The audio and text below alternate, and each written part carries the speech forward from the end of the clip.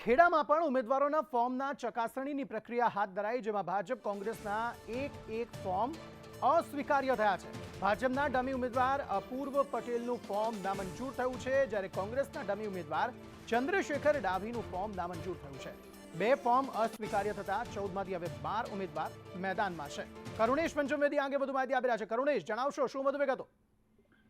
જી અંકિત, તો જે રીતે આજે ફોર્મ ચકાસણીની પ્રક્રિયા હાથ ધરાઈ રહી છે, ભાજપ અને કોંગ્રેસના પ્રતિનિધિ અને પક્ષના ઉમેદવારો ખાસ હાજર રહ્યા છે. તેમની હાજરી સાથે જ આ ફોર્મ ચકાસણીની પ્રક્રિયા ચાલી રહી છે. ત્યારે ભાજપ અને કોંગ્રેસના જે ડમી ઉમેદવારો હતા, જેમને ફોર્મ ભર્યા હતા, તેમના ફોર્મ અસ્વીકાર્ય થયા છે.